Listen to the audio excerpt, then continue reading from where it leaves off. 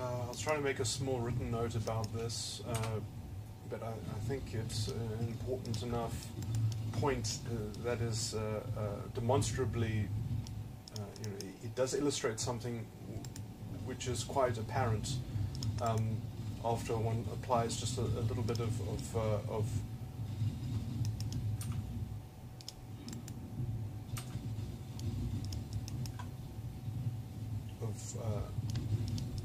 inspection to what's going on, is that all fascist cultures and ideology, like the radical social justice ideology, they require hypocrisy and double standards.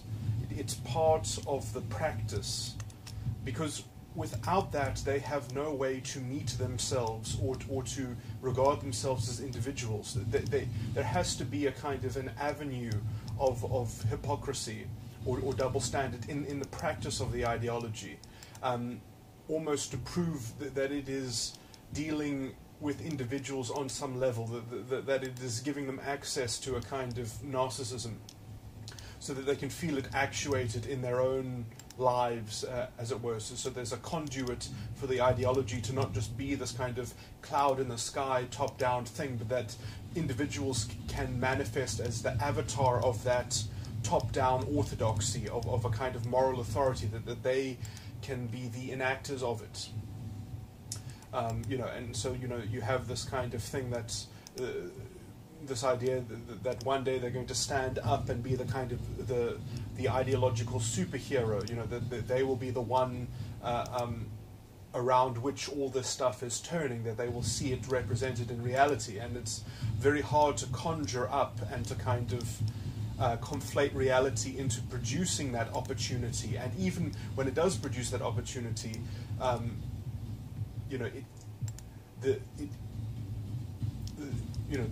the kind of, there are very few personalities that actually conceive reality in that way, that they are intentionally enacting that scenario. I mean, that scenario, in a sense, can exist in the world, but it is so minuscule and such a small element in possible human interaction. There are very few personalities that actually follow that script that the radical social justice is looking out for. And so it has to generate a lot of inauthentic rhetoric to kind of tell everyone how prevalent it is and how everything is reducible to those terms, and it just doesn't fit with reality. But as I was saying, because it's only that very special set of circumstances that allows the individual to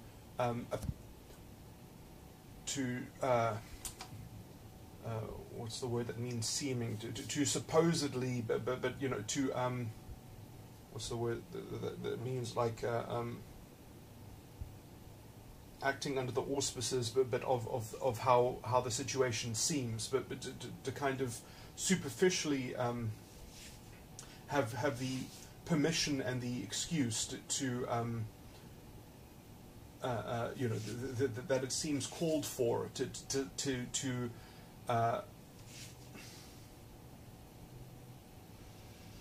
what the hell is that word? That just means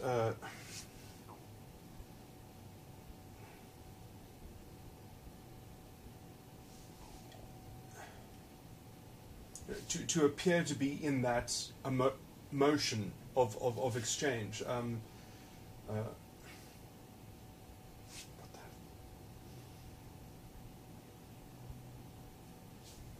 Okay, well, anyway, when that is, when the conditions are at least ideologically prone to being cast that way, and to be kind of, to have that scenario projected onto it, the act of doing that is a very vicious and specious relativism which is being imposed on reality, right? Like it's this kind of interpretive, this very radical interpretive I mean, to call it a privilege would be correct. It's it's an ideological privilege that, oh, because privilege exists in the world, I'm allowed to take this ideological privilege and frame it in this way. I'm allowed to have that kind of totalitarian spirit in how I'm going to respond to the injustice that comes from this specious narrative and impose it to bring some redress. And even if this relativism has its own narcissistic selfishness or its own unbalanced thing, that's fine, because the world is just as unbalanced, so it tries to rely on this kind of higher truth of epistemological pluralism which kind of is almost like an intellectual skepticism that, well, if the world can conceive of things in such a way, I can conceive of things in such another way. It's all fair. It's all equal. I deserve at least equal time. So it's almost something like the equal time principle is the thing that is the door to this kind of specious relativism. And so because they're just asking for an equality of opportunity in terms of their ideological equal time, they get to completely take moral authority over everything and impose a narrative onto everything in the name of a kind of ideological counter-privilege.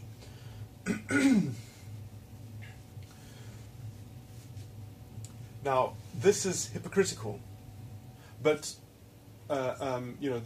this is a double standard in a kind of philosophical sense and in a deep fundamental sense. But unless they do this, they feel they have no way to equalize their internal narcissism or pride with, let's just say, an environmental situation or the conditions of the world which otherwise would seem overpowering to them. So it's either they must have a kind of moral right and moral authority to kind of be linked up with the greatest moral authority that kind of puppeteer, or should be in the puppet master seat of controlling everything and everyone and everyone's morality. So instead of having to convincingly argue for this, they can just say, no, the world looks bigger than me, and therefore it has taken a privilege against me in some sense because it was here before me, but no, you have to justify, the world has to justify itself according to my ideological privilege and my internal reasoning. It has to bring its... it first has to deconstruct my relativism, and then it has to supplant it with a new conduit to some other absolute moral authority. So you see, this is the thing, is that it has as its conception a kind of... the only way to defeat it would be to give it a better weapon, So this is the kind of the fascist argument, is that it doesn't care because it only cares about the consequence to its identity, and its identity must win out as the kind of the king of everything. And so the only way to defeat it is by weaponizing it in some sense, And so it can always complain because if through the exchange it doesn't feel empowered, doesn't have its narcissism increased, then... you have done something. You've done some kind of thought crime. You've done some kind of, you've committed some kind of ideological crime because you have not fostered this sense of kind of an entitlement, that the identity should have. And so, at the ground floor, the kind of the thing where it proceeds from its error is this basic conception of the world as belonging to identity factions and this kind of identity essentialism. And that is just a kind of... that can't even be touched. That's a kind of scripture for them. It's kind of a foundational belief system. Science, analogously, has a similar fundamental presumption in just a kind of materialist determinism or a kind of mechanical determinism. Which it's not able to think out of, And so it can have its methodology of testing for falsification. So if something doesn't fit into the schema of testing for it to be false, something must for it to be even a scientific concern or consideration, something must be able. You must be able to test for it to be false. Test if that proposition is false. So it's almost prone to that kind of measurement, which means that you can only measure things that are by definition have a consequentialist logic to them, or a consequentialist flow in them already. So you can only test for things that are consequentialist. Now, the identity politics stuff is roughly the same game, because they're like, well, look, we're just going to say, we don't have to think about general problems, greater problems, philosophical problems. We just care how are you promoting this identity, and how is this identity in its outcome relative to the other identities. And if we can say that there's a difference in outcomes, then that is the test. That is the absolute test. And so we can just kind of fix things from the top down of rigging the outcomes. We don't have to look at anything else. We don't have to understand anything else. These identities should be essentially equal, and we are going to continue to say that they are going to be essentially different. And so they don't have to communicate, and they don't need to do any horse trading into understanding why they might be different outcomes. We don't have to get into those messy conversations. In fact, if anyone tries to get into those conversations, we'll call them privileged and racist. Then you've got a perfect insulation to not have to understand any issue whatsoever, to not have to understand anything about reality or practice or pragmatism. Instead, you just need to know the historical facts about identity and, policy that might directly address fixing the history, and not addressing anything as it is a process in the present, in as much as it's a process beyond anything to do with identity as it is measured as statistical groups. So you've got this kind of statistical mass that is being corralled. I heard what I guess would be considered a kind of traditionalist philosopher. He had some kind of European accent. I think he was Dutch. I'm not sure, but might have been Norwegian. Anyway, and he was talking about some French philosopher, which I'm not going to be able to pronounce his name even, but it was Alain Dubois. I'm not very good at pronouncing these things, but I think that they're dividing the problem incorrectly, where they say between the individual and the collective, and then they're still making the same links in identity that that all this shit is based on.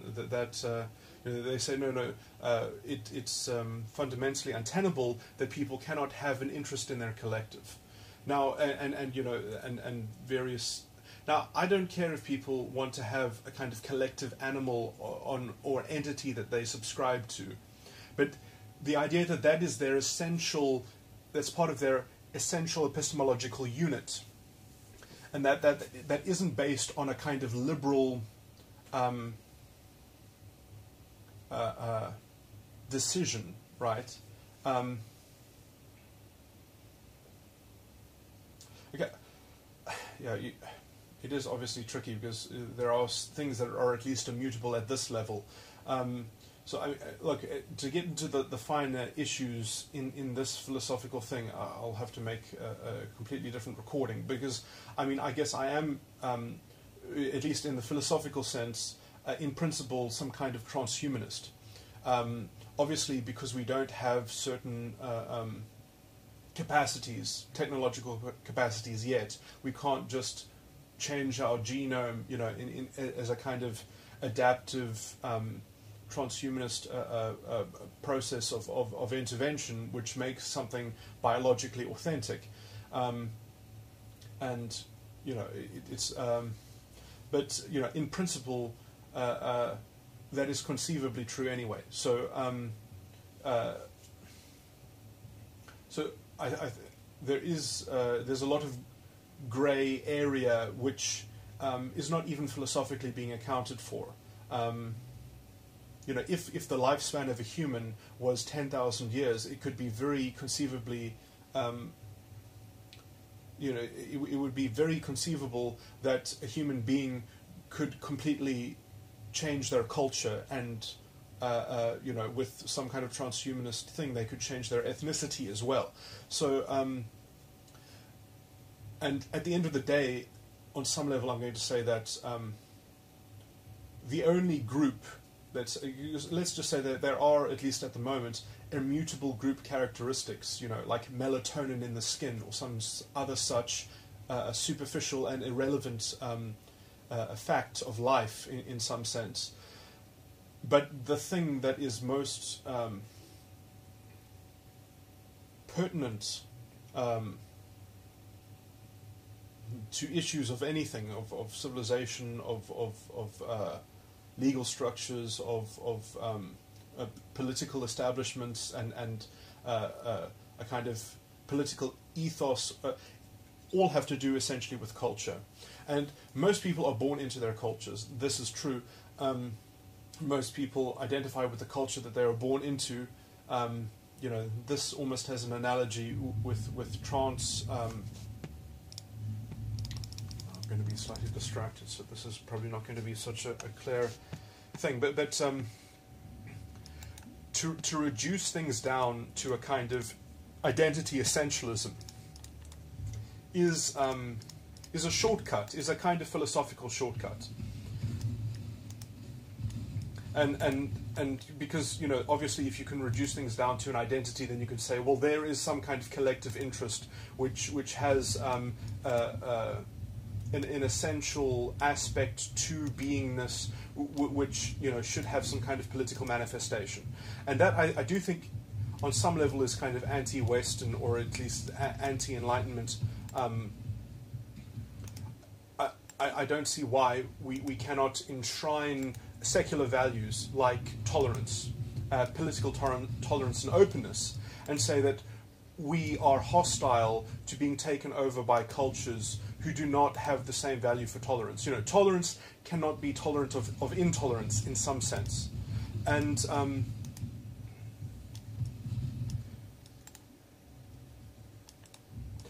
now, on some level, the social justice crowd will say, well, that's essentially the core of our message, or some such thing, or that's one of their high principles.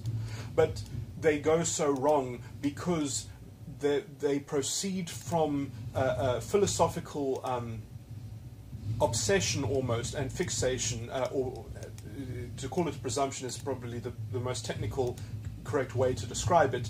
They start off with presumption that identity is essential to reality. Identity is the kind of the bedrock of intellectual. They've got a real deformed conceptualization of integrity. They don't have any real notion of integrity. Integrity for them is superficially worn in your melatonin, in your skin. It's kind of, it calls out to you from history, from some kind of historical narrative which lives in your blood. It's got this kind of real Nazi-tinged philosophy, in terms of its sense of purity. It's incredibly essentially racist. Right at the foundation, it is the same philosophy as the Nazis. And in fact, it is the useful idiot version of the Nazi rhetorical, this is how Hitler took over the Weimar Republic, by getting people with this fake progressivism to destabilize liberal democracy and to destabilize the state.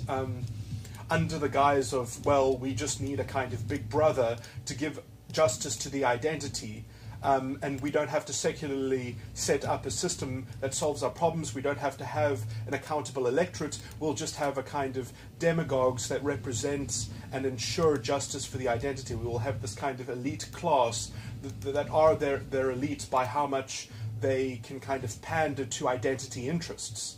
And so that only works in as much as you can force people to essentially believe in this kind of racialist religion that everything is a representative of the identity. that all we are is like a collection of cultural and genetic memes that all kind of circulate around this kind of identity essentialism, which is somewhat written on the fabric of reality. It is the core coding of the matrix in some sense. And so you don't have to deal with communicating between these groups. You don't have to work out how to justify things. You don't have, like language gets deformed in the same way that their concept of integrity is deformed. Because integrity is not something that can be communicated across these essentialist categorization of humanity that's broken down into these kind of historical containers, and there is really no plan that they have apart from saying, well, these containers should be essentially equal, but apart from that, there is no way for these containers to mediate things amongst themselves, except if they're willing to undergo a collectivist yoke of a kind of collective guilt and shame and reparation. That everyone must just agree to be tokens of these identities so that there can be some kind of a collective redress. And the only thing that can obviously deliver that would be some kind of totalitarian Big Brother state or Big Brother culture, with its disgusting dogma, and that it's so problematic in so many different ways, because the only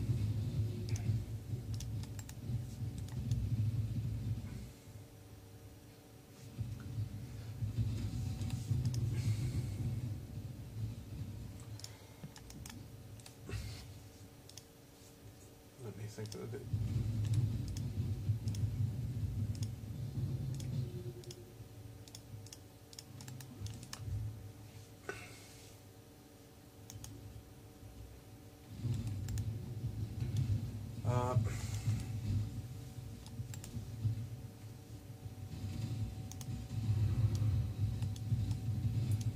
getting distracted. There are a lot of important points that can be brought up in this particular part of the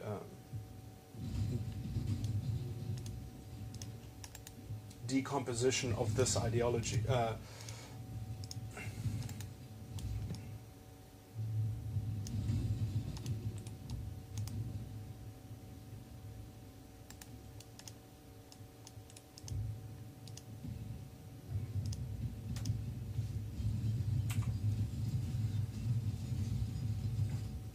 So it's like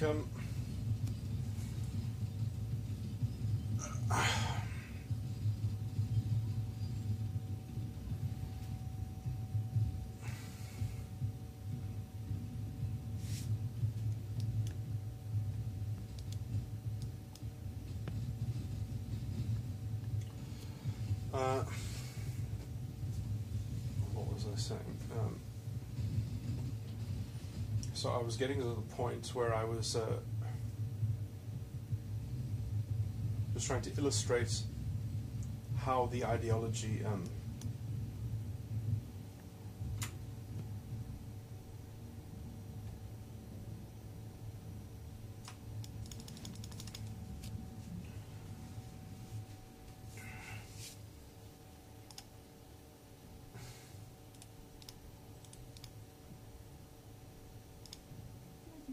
it's such a kind of self-insulating bad faith ideology that the only way that you can actually prove it wrong is by giving it more power, and then instead of watching it admit that it has failed or that it makes problems worse, it uses this as a platform to say that it requires some greater power, some greater reach over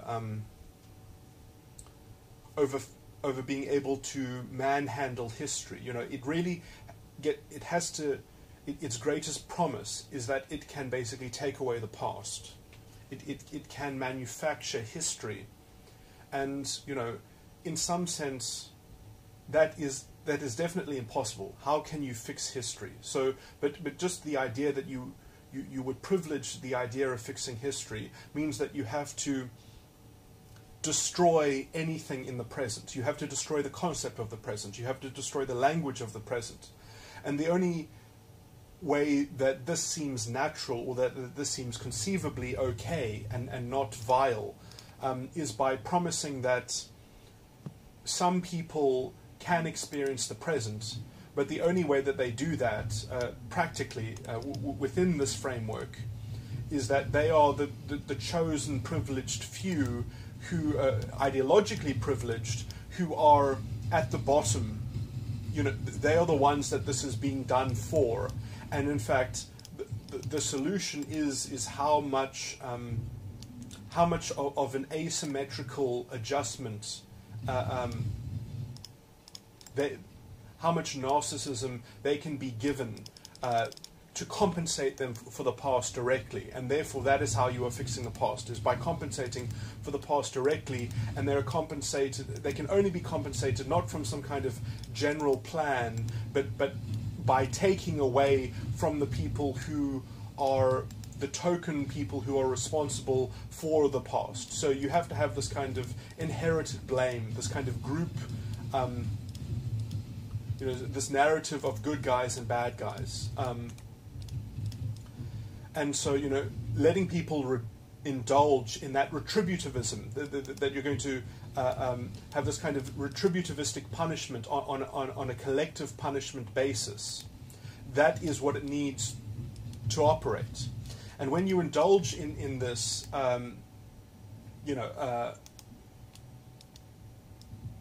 in the present you have double standards. In the present you have hypocrisy. And so the more... So you have to kind of make everyone believe that it is this, that the present is covered over by the ideological narrative of collective punishment which is called for. So you have to make everyone believe in the collective punishment that is happening. So you have to have a totalitarian orthodoxy of a kind of moral authority, which the state is the state is considered the representative, so you've got this kind of Napoleonic state in some sense, which I would say, these sorts of thinkings, ever since the state became more socially active, which was kind of since World War II, or even maybe a little bit before, but especially when the state started burying people, and then those services kind of grew. When you've got the Napoleonic legal structure, which is not really justified in the same way that the Roman justice substantive law is justified, in terms of the concept of justice being the morality of the people that has to be secularly justified and reduced into law through a kind of ongoing system of common law, and so sort of those standards are meant to be common sense. They're justified through just reason alone, almost, and in fact, the responsibility on the citizen to follow the law and to be subject to the law is that it's a kind of collective. It's a collective. It's a form of collective morality, but it's a form of collective morality that can be challenged by any individual in their controversy through the legal system. That they can stand up and they can change the legal system. That that new precedent can be made because you come up with a good enough argument, right? Instead of the executive thing where it's just, well, the executive is going to promulgate laws that are meant to represent the collective morality, rather than, so it's kind of imposed from the top down, rather than the top-up substantive thing which just works on general principles which are basically considered to be so common sense and axiomatic that people should have known that they were wading into hot waters when they did not mitigate their own losses, and other such general principles. in the Roman substantive law.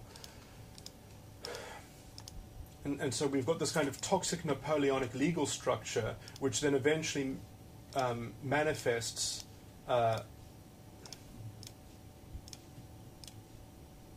its kind of political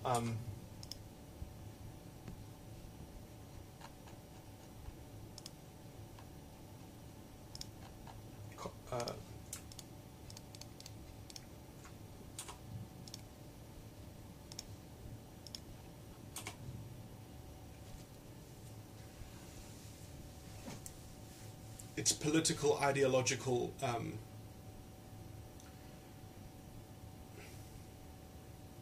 counterpart.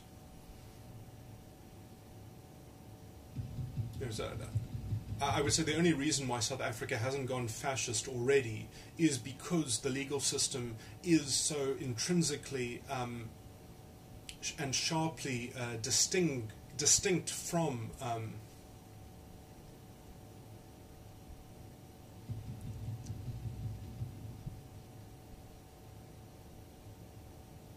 the kind of the legal positivism that the Napoleonic vision is sort of based in.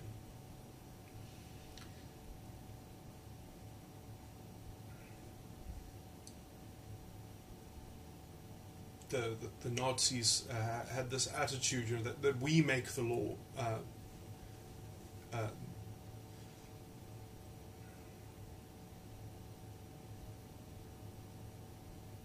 As this kind of vanguard for the identity.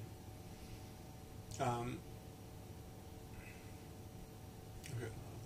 Gone off perhaps on too much of a tangent, but I would say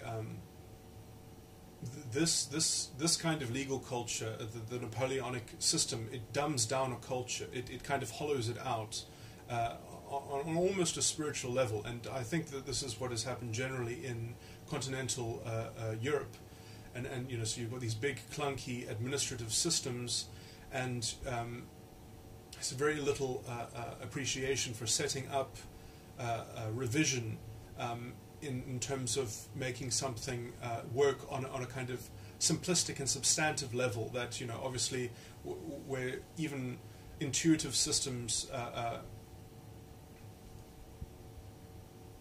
have individual functioning nodes within their system. You know, it can lead to certain specialized cases that need their own sets of sub-rules within the system. But, you know, generally, if you have a good enough framework that runs on principle, you can actually have decentralized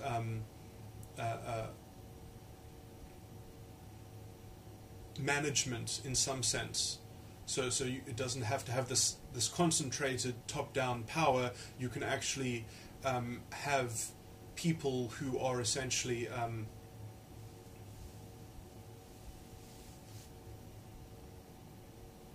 who still retain their agency.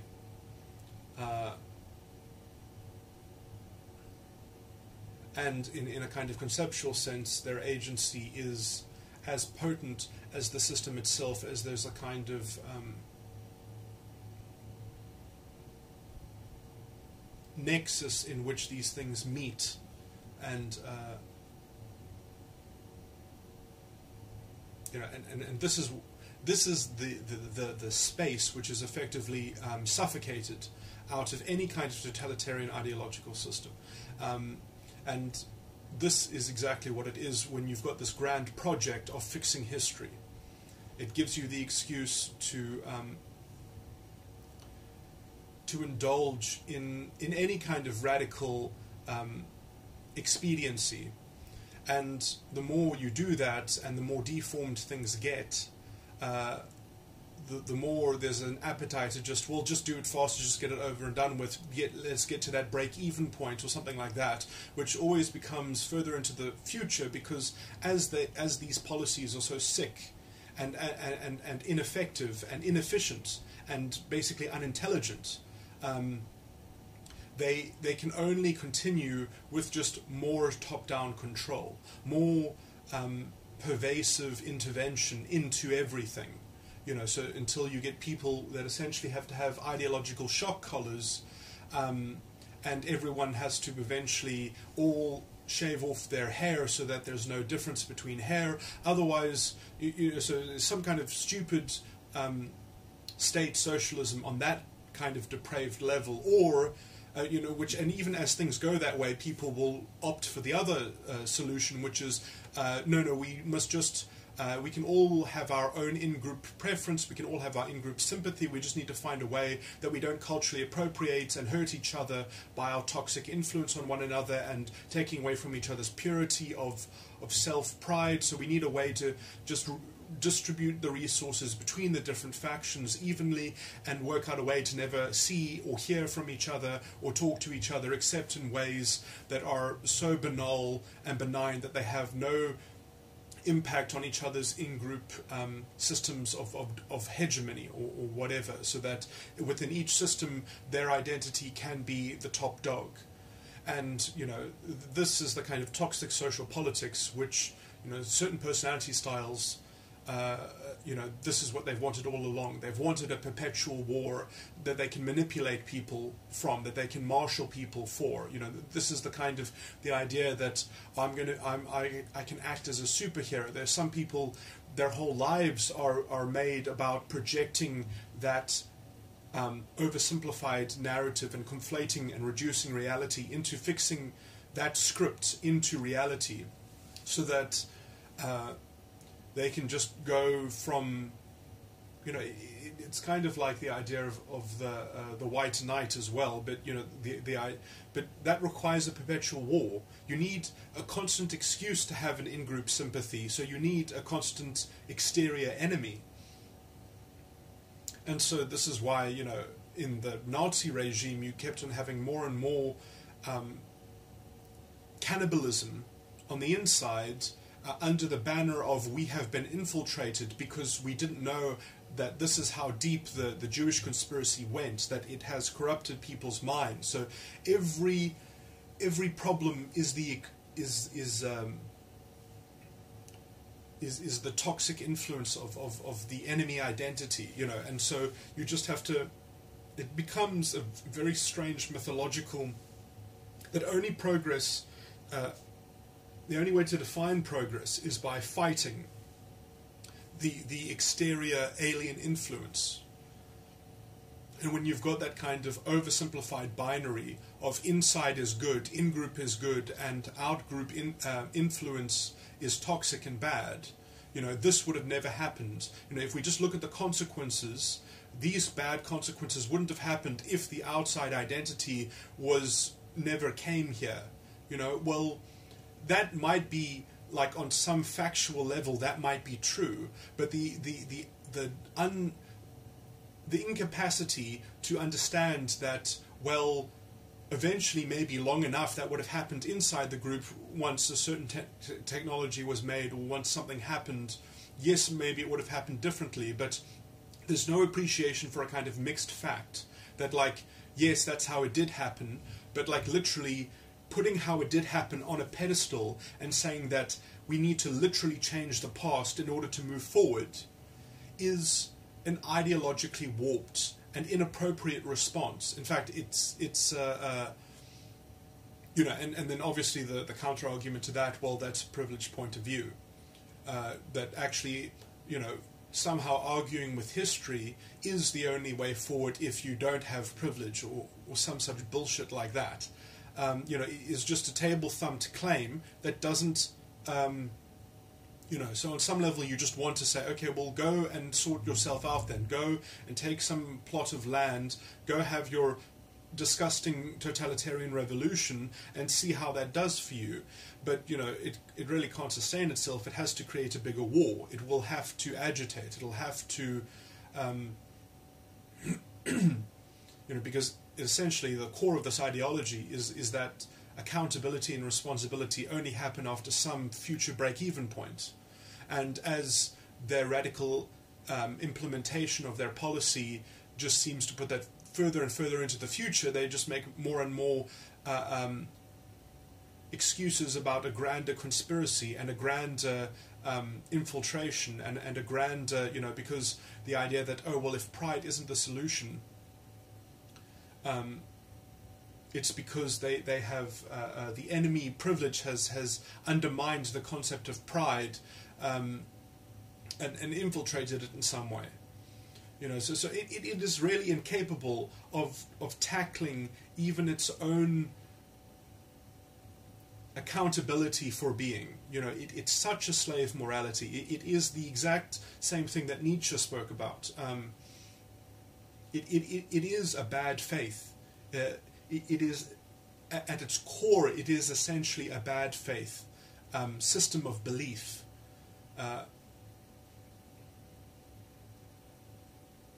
In that it doesn't even have its own notion of integrity, or it doesn't have a notion of what is positive. Its positive is to destroy the negative. It only has a concept of absolute evil, or at least it doesn't even have a separate account of what is good. What is good is destroying injustice. So how can it even continue without an ongoing injustice to revive its rhetoric, to sustain its rhetoric? And the Nazis went into this directly, and this is why it is prone to cannibalism. And so eventually, the equality of outcome portion of the radical social justice ideology will more and more be seen as too hard to sustain, and it will be there will be expedient political measures that it'll keep on having to say, well, we just need a grand leader to take all responsibility for all of this, and we have to dispense with democracy, we have to dispense with everything. And we just need someone who will take responsibility for everything. And this is the concept of the Führer, that you need a kind of system Führer. And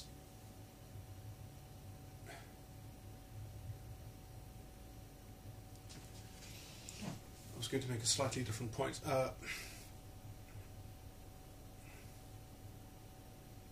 Is that as soon as you've gotten to that point ideologically, there's almost no going back.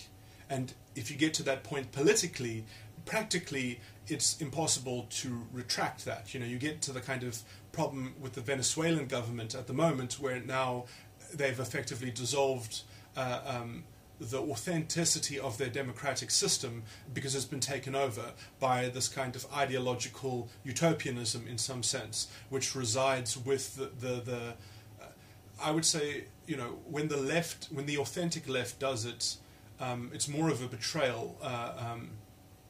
The social justice stuff, that's got nothing to do with the left. That is Nazi philosophy.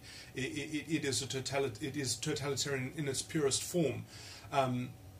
When the left, it already has, the radical social justice ideology already has rhetoric against democracy. They pump it out. They love being skeptical of democracy. It shows how sophisticated they are.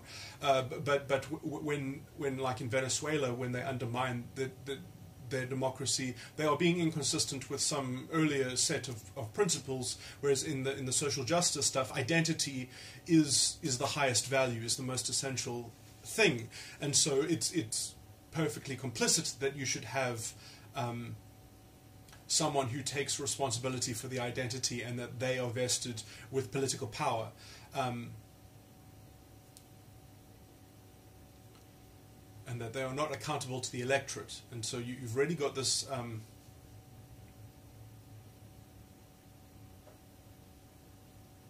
was going to make the point when is that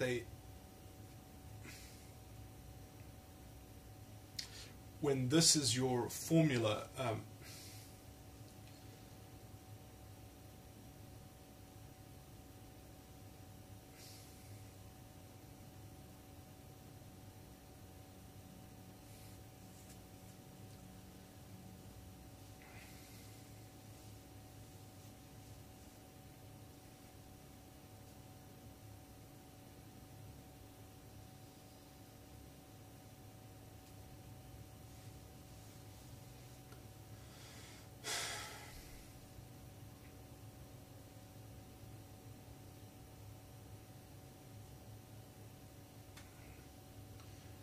So a separate point that I wanted to make.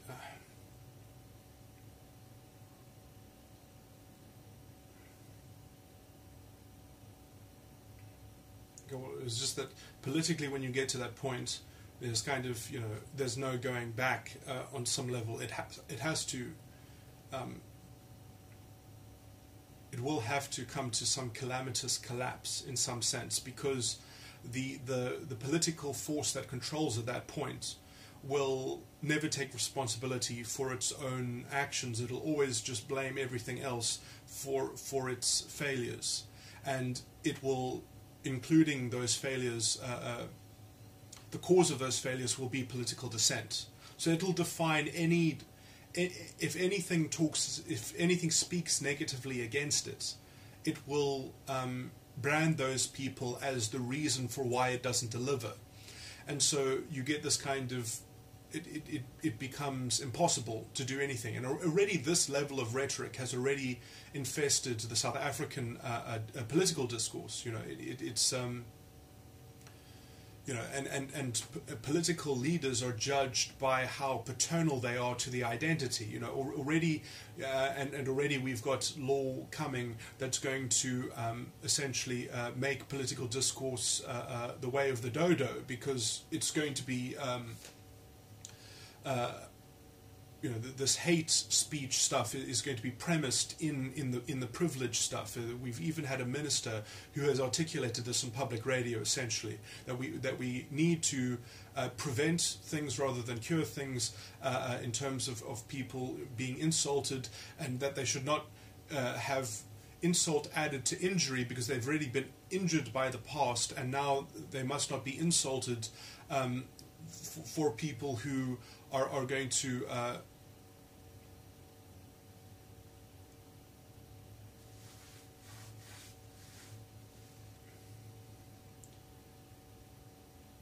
talk about identity politics as if it's not completely justified, and that it's an appropriate redress of the past for the present. The kind of indulging in double standards has some kind of toxic effect on authentic transformation. If you make statements like that, you're going to be classified as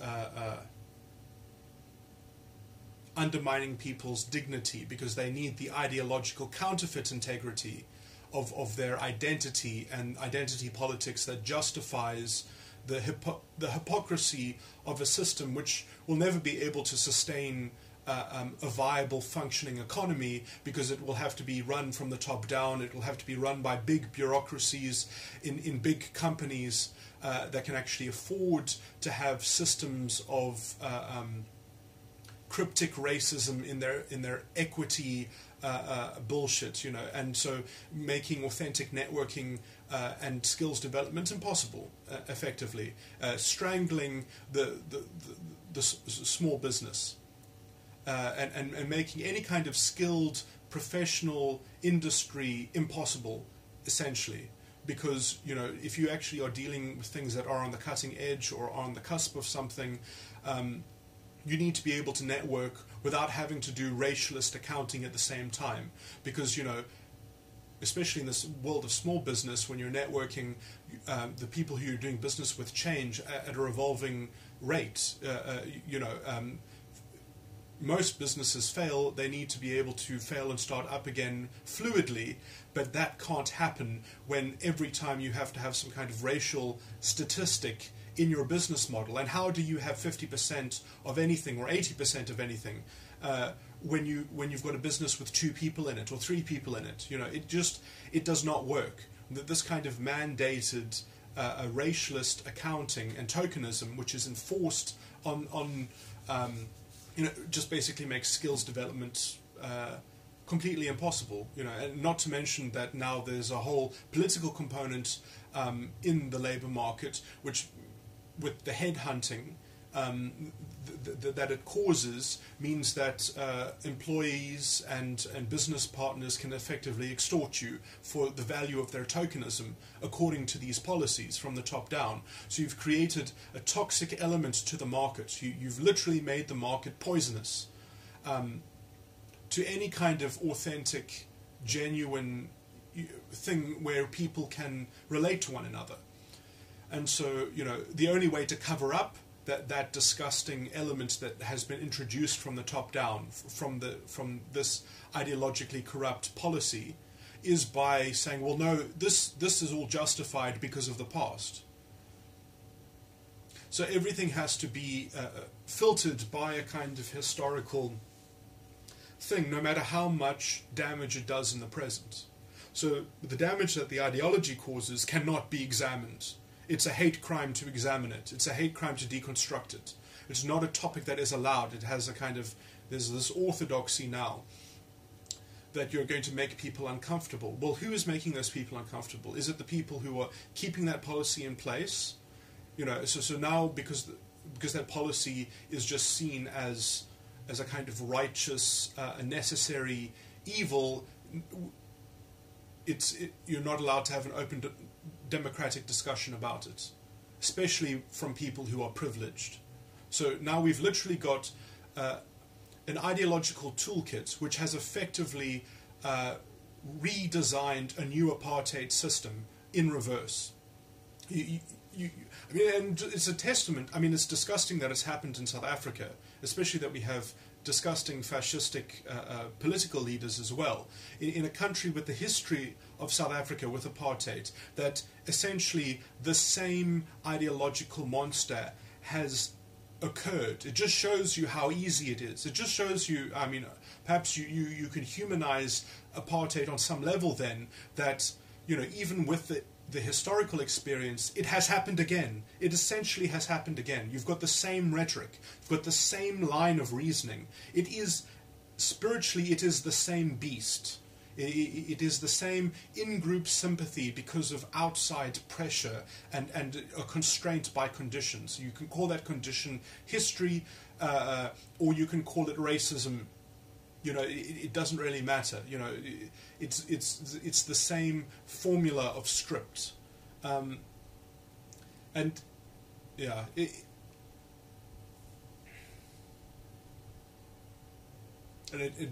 bears focusing on the rationale which brought apartheid to an end, and the principles which framed the transition, and the principles which are represented in the Constitution, which are completely undermined by this new ideological reading of social justice in a racialist light. That now the Constitution is being read with a racialist purport, and a racialist drive to erase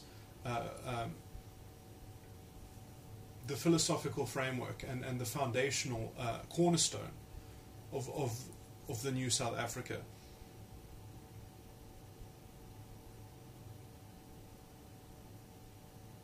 Just to double down and avoid the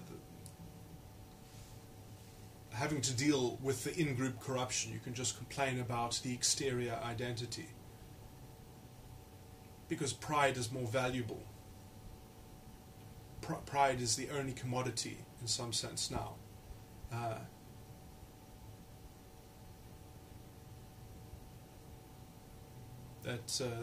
And you have to fix people into this paradigm that the only social currency is this kind of group pride. And if you meet anyone who professes not to have group pride, who professes to be a non-racialist, then you have to slander them. You have to dismiss them out of hand. And if they turn that dismissal on you and say, well, that is because you essentially have no integrity and you have a deformed concept of integrity, then they'll call you a racist.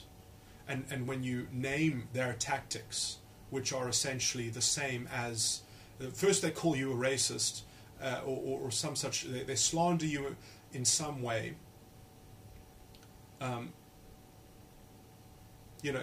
It's very, so they'll kind of state an intellectual point, and then they will actually insult you. That is their tactic.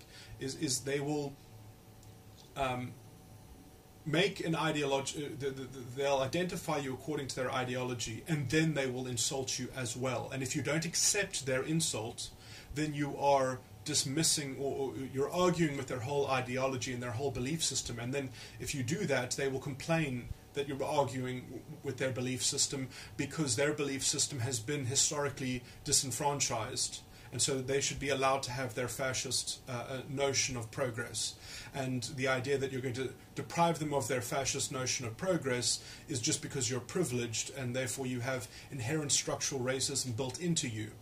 And so in fact you must be very kind to these people who are trying to insult you for the benefit of their racialist fascistic form of progress. So you're not allowed to disagree with them. And these people have radio shows, and they promote their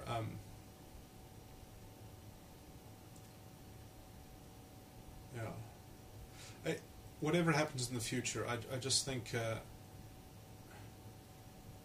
mean, there's a certain level of constitutional damages, which in my head has already been tallied. But if anything radically happens, I do think it would not be out of the bounds of when this is judicially addressed at some point, that some people should see jail time, some people should see there's perhaps war crimes. Obviously we can't tell the future. But we have a constitution. Just because we don't have a political establishment with a backbone does not mean that it cannot be defended by someone acting as the public protector at some point after whatever mess ensues.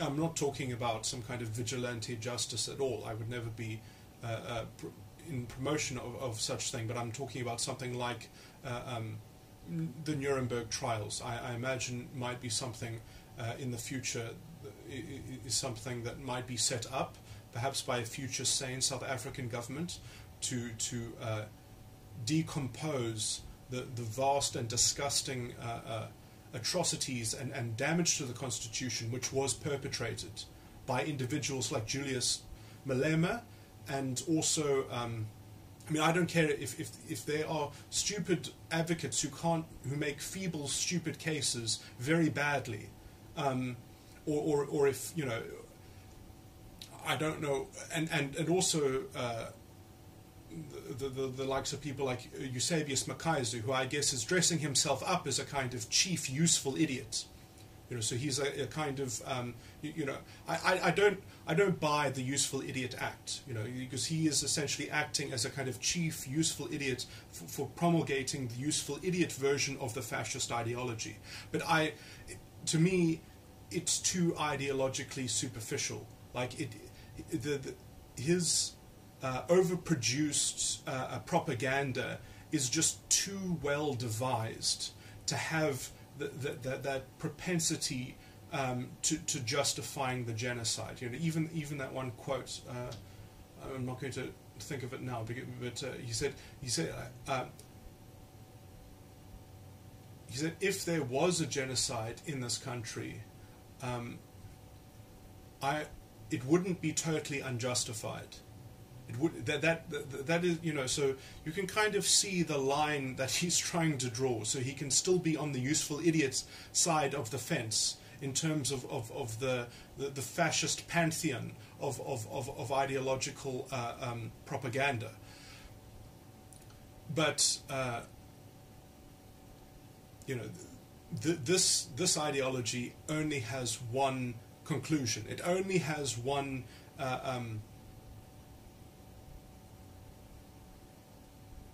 tyrannical subversion of democratic, of an open democracy, but it's not even so much as that it practically changes the political landscape, because it doesn't.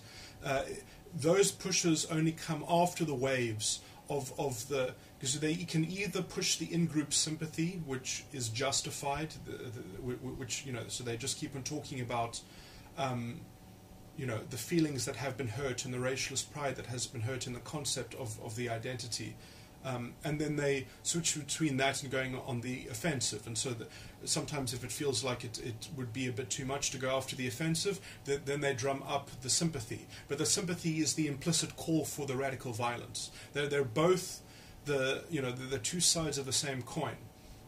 And they do this very consciously. Eusebius Macaiser has been doing this. We have had at least 4 waves of hyperrealism from his quarter. It seems to be quite an orchestrated, to the extent at which it's conscious or unconscious. I would deem to say it's much more conscious in his case, but like with all the people generating these articles, or I don't know where this segment of journalism came from. This whole it's like they found everyone who has a kind of fascistic, intuitive feeling personality style, and they let them, let them have free reign over, things like the news media.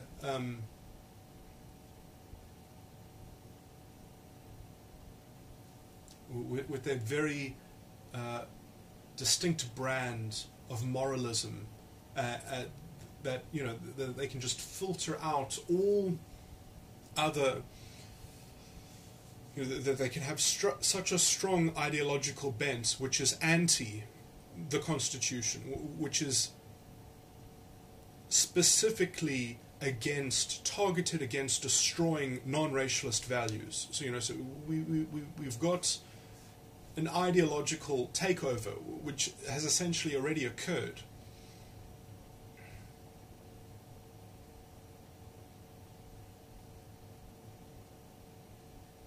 Which, as far as I can see, seems to be funded by people that are connected to the ANC, who now own entities like Prime Media, and they own newspapers now.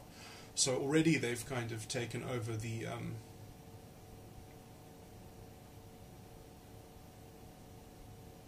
means of controlling political discourse. It is kind of analogous to the secret policing in fascistic states.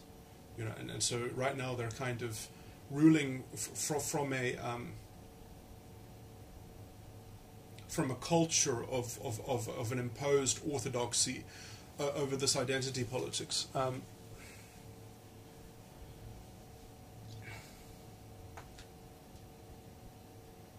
It's not great when you go on YouTube on your cell phone and there's an advertisement from the EFF. Which gives a whole rationale, essentially, of the fascist conception.